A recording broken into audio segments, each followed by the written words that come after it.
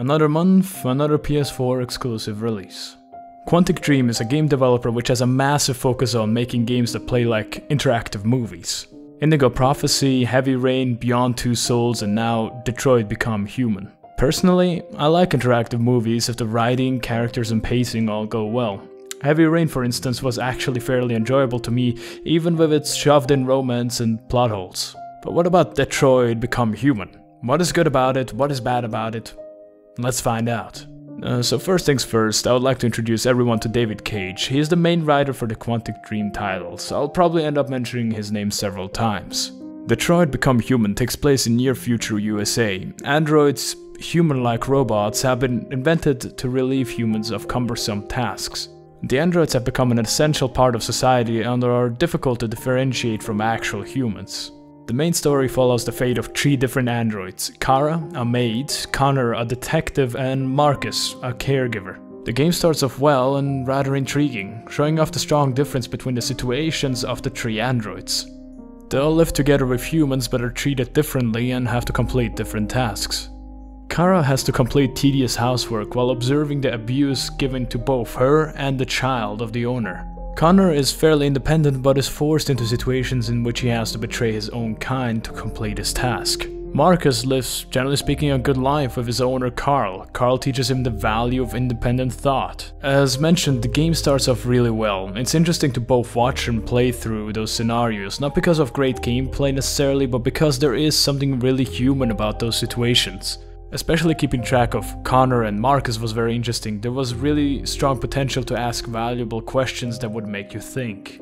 The character arcs could have been independent storylines that allow us, the players, to explore different perspectives of human society as observed by those who have not grown into them naturally. Now, you probably have noticed that I kept saying the word could instead of is. That's because the game fails to do so. What once was a potentially emotional, soul-seeking story turns into a generic, cliched, and predictable action pro-android drama.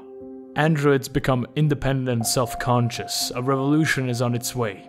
Depending on the character, you have different objectives. The entire story quickly falls apart. What once was a small emotional roller coaster becomes a fairly uninteresting Gandhi or Martin Luther King movie. If I were to mention those questions, then I would go into spoiler territory. Let's just say that David Cage's shallow writing does not cover anything at all. To conclude my opinion on the story, it's bad. Starts off really well and gets progressively worse. There are a few highlights here and there that keep you entertained, but generally speaking, it's not a reason to buy this game. Regarding gameplay, there isn't that much to say. You walk around environments and interact with objects. Action scenarios act out like cutscenes in which you're supposed to do the shown action prompts. All the action cutscenes actually do have a fail state, which increases the relevancy of success and adds to the level of excitement when those scenes occur. When you aren't interacting with things, walking around or having an action scene, you're usually in a conversation.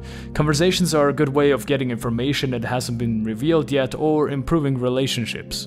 It's difficult to really praise the conversation system as it runs into the Alpha Protocol / Fallout 4 issue. The choices that are presented to you are not complete text but single words instead. I often found myself selecting an option just to have the character say something entirely else.